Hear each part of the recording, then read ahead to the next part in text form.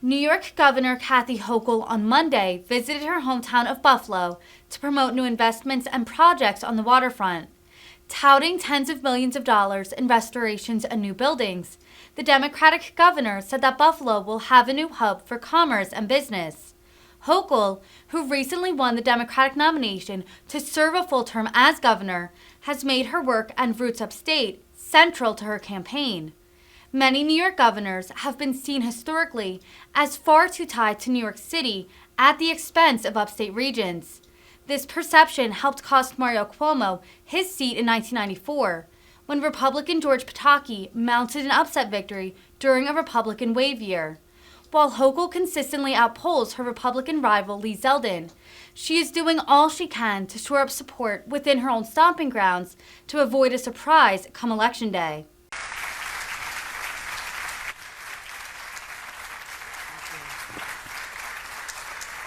Thank you, and what a glorious morning this is. So delighted to be back here in my hometown. Yes, the entire state knows where I'm from because I talk about Buffalo ad nauseum in their minds, but just the right amount in mine.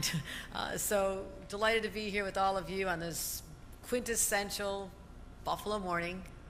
People always say, is it really like this in the sun? Yes, this is very typical for us. But I'm joined by true leaders, people that I've had the pleasure of working with, many starting since I was a town board member just a few miles down the road, and then a county clerk and Congress, and all the way up to lieutenant governor. So I see people who I have really deep relationships with and great admiration for. First of all, our Congressman Brian Higgins. When you think about transformative figures in the history of Western New York, and they talk about us decades from now, maybe a century from now, his name will be prominent in the vision he had at a time when there were few believers, the obstacles he had overcome, and the successes that he was still around long enough to witness. And so let's give a huge round of applause to my great friend, Brian Higgins.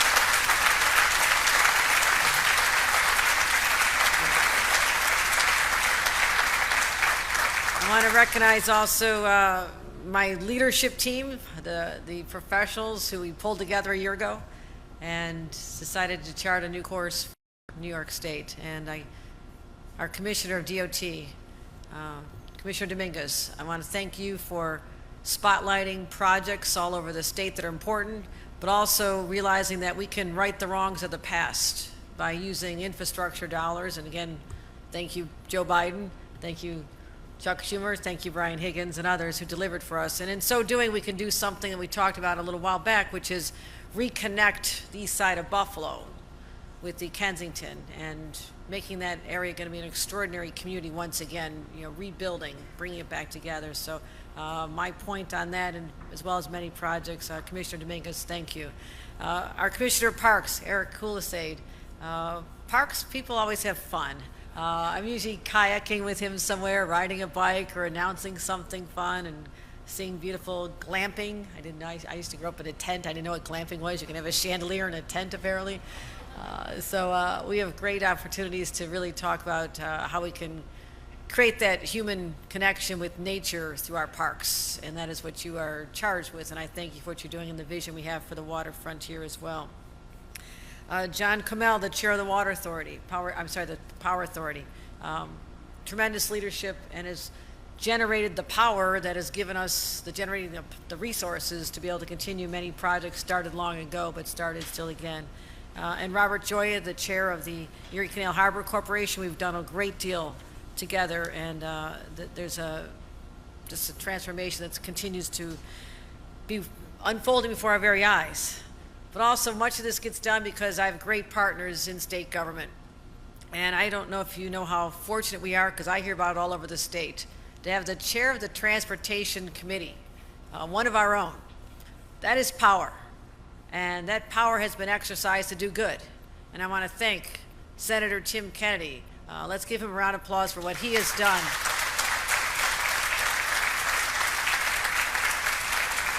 Being there for us. Being there for this community, but also communities all over New York State that need that long overdue investment in something that sounds boring, but it's not, and that is infrastructure and transportation projects. So thank you, Senator Kennedy. Also, someone I've worked with many years is our Senator Sean Ryan.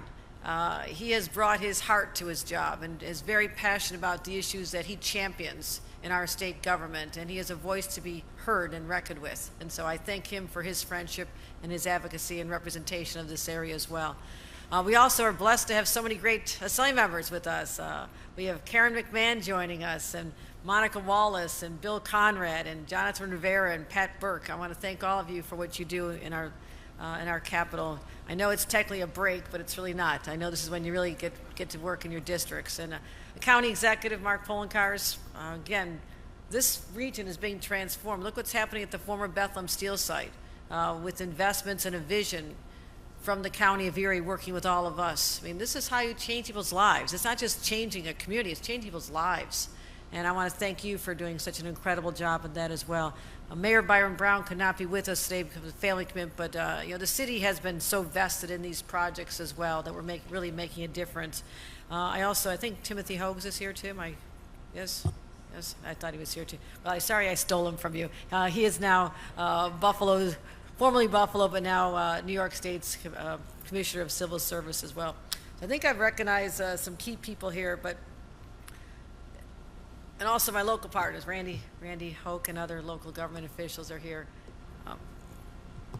This day has a lot of emotion for me because I feel we're standing at the crossroads of the intersection of the past, the glorious past, and you only have to look at photographs of what the waterfront of Buffalo is like when, it was dominated by a lot of Irish longshoremen, including one of my great uncles and others who built this community, starting in 1800s. Brian knows the history better than anybody. If you have about 5 hours, he'll tell you the history, and he wears it with great pride. But also, we know that story. We know the story of the industries that were here and built up on the entire economy, the connection with the Erie Canal, and how that changed a little village down in New York City into a powerhouse because of the ability to ship goods through our community and off to the Great Lakes. We know that story. And we also know the postscript of that story, that there was a decline, that, for reasons that'll be studied for years to come, we lost that energy, the businesses, the commerce that defined our waterfront. And it was a long decline. That was most of my life. Again, knowing that a lot of people would just grow up in places like Hamburg, and I see Mayor Masiello's here. It was a tough time to be in government. When people would say, last one out, turn out the lights, it's not exactly a slogan you want to have when you're trying to have a Chamber of Commerce day and promote people to come here. Last one here, turn out the lights. Last one leaving, turn out the lights. So we've come back, and I've been around long enough to witness this transformation. And those would say, yeah, we've done a lot, we're there. We talk about the past, and now we're in the present. The present's good, it's great, it is good and great. But my eyes are always on the future. What else can we be doing to take advantage of the extraordinary resources we have here, this beautiful lake? Someone said, do you have any lakes up your way? I said, yeah, the Great Lake. We call it is known as a Great Lake. So we're proud of this, we're proud of our rivers, we're proud of our magnificent natural beauty here, but how can we continue to enhance it? How will we on this day in 2022 be able to say we had a path to go forward, we had a plan? And that's what I'm here to talk about today. And I'm not just talking about here because I want to remind everyone what we just came through. You don't need a reminder, but I was asked yesterday when I was at Chautauqua Institution. Someone said to me after what happened in Chautauqua and then what happened on the east side of Buffalo, East Buffalo, this mean Buffalo, West New York is a target now. I said, no, it's not a target. It is not a target. These are individual acts of violence that could have happened anywhere, and they don't define us, and they never will. What will be defined by is how we came back after that horrific shooting, and how East Buffalo will never again look or feel the same, because it's going to have that sense of opportunity and optimism, and something that it never really felt before is that it truly matters. And the community rose up and said to you, you may live there, but we live here, we are still one community. And we made significant investments. And I came here and talked about them many times, and I was here 2 weeks ago for our Day of Healing. Many of you participated. And so we are making those investments in the people and the places and the infrastructure, and we're just getting warmed up there. And let's continue our work here. Let's talk about what the opportunities are here on this beautiful stretch of land known as the Outer Harbor, as well as connected to Canal Side. And we've also talked about spending a lot of money here. And I'm proud to say that today I'm ready to announce 4 major projects along our Buffalo's waterfront will increase recreation, accessibility, boost economic development, something we're going to continue to do, and to spear and build on the decade of progress. I was asking this morning, I said, when did everything start at Canal Side? And I remember that first Christmas tree we had, it was a pile of mud down there. We were going to have our first tree lighting down there. We're all walking around with boots. It was kind of a cold, yucky day. It's like, is this really going to be what they're showing on these pictures? Is this possible? Can this really be Buffalo? And now when you go down there, and I have staff visiting all the time, I said, you must go visit this. You must see what vision translated into reality looks like. So we've done a lot, but now we have an opportunity to work with Erie Canal Harbor Corporation and restore over 21 more acres at Canal Side. Believe it or not, there's 21 more acres that can be developed, and 200 more acres on the Outer Harbor. And this will be over $300 million and create over 1,000 events. This is going to be remarkable, and I'm going to explain how we're going to do this. First of all, NYPA, thank you once again. Because of the brilliance of Congressman Higgin years ago to address the relicensing in a way that had a steady stream of money for Western New York's projects. But now to expedite them, let's get the impact of that money, not into 2029, but let's get it today. And I thank the board for approving over, it'll be $50 million, $54 million expedited money that was going to come over time. But as my team learned, as I had a conversation, they said, you know, I'm really impatient. I don't know when 2029 is going to get here. I don't want to wait till then. You know, $5 million a year till then. What does that really do? You combine it all together, then you have real impact, and that's exactly what we're going to be doing. So that builds on the $72 million that has already been distributed. So we'll break that down. We're going to be investing $10 million to rebuild Wilkinson Point. We all love it. It's a big attraction, but it doesn't quite have the amenities that it should have. New spaces for events, programming, a seasonal comfort station. You know, moms got to be able to take their kids into places, clean them up, wash their hands. New restrooms, seating areas, restaurants, and improved landscaping. So this will be the real epicenter of activity down in our waterfront, and we expect that to be completed. They tell me 2025. I like to shave off a little time there, but we'll talk about that afterward. Let's get that moving. We're also investing $5.8 million in the Bell Slip. This is the north of the slip. Will be transformed with more landscaping. We're going to show. Are you showing the pictures here? And restrooms, and we're going to welcome visitors to that the new Bell Slip in 2024. There's something going to be known as a gateway building right on Canal Side. You think about when we go down there. There really isn't one place where people know to get information, where to gather. We're going to be investing $12.6 million in the Gateway building, and that's going to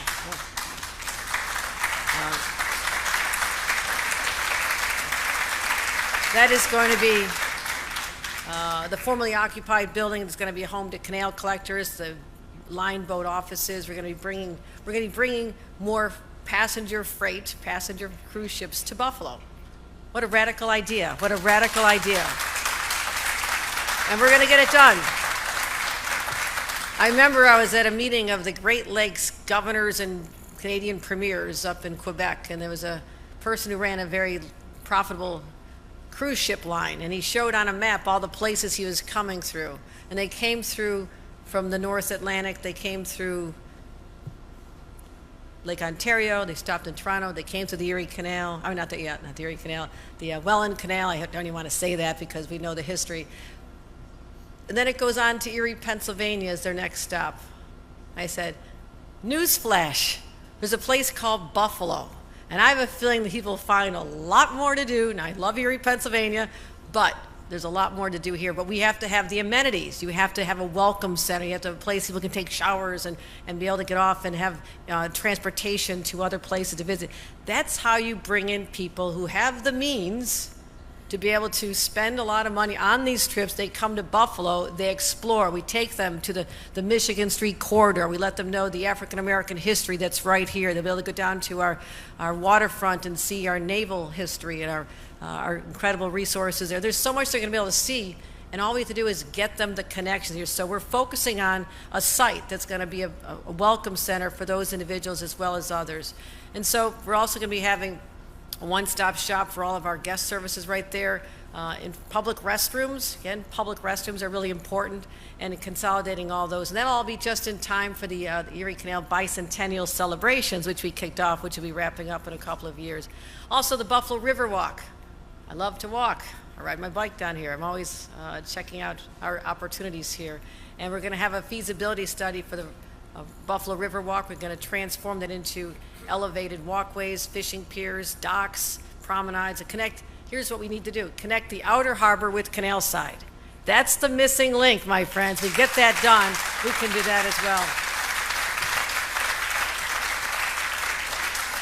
And I want to thank the Ralph Wilson Foundation and the City of Buffalo for their support for this project as well. So what I just talked about is just part of what we're talking about to come through Erie Canal Harbor Corporation, $54 million to announce that. But now we have some DOT projects, and we're going to be announcing another number of projects. I've been talking to our two champions of these projects for a long time, and we're going to improve the roadways along Mile Strip, fix the Waterfront Parkway, as well as enhance safety along the Mile Strip Road area. And that's going to be part of our 5-year DOT capital plan, so that's going to be focused on as well. And that's going to be traffic calming, a new bridge, $25 million for a new bridge to beautify the landscape and the streetscape along the parkway, along Louisiana Street, something we've talked about a long time. A $25 million investment in traffic calming at the waterfront at Tiff Street, as well as design enhancement at Mile Strip Road to improve traffic signals. So again, federal money, thank you, Brian Higgins, thanks to the federal government, combined with state resources, this is how we're going to get things done here. We're also going to be doing something that I find a lot of fun here, and this is why we have our Commissioner Parks here. People go down to our waterfront here and they think they're going to swim. Now we got to work on that issue, okay? I keep talking about we want to swim there, but we can't just yet because of a lot of reasons. But I said, but people want to be near water. They want to feel wet. They want to cool off on a hot day. So what would be more fun than a splash pad? A big splash pad down at the state park.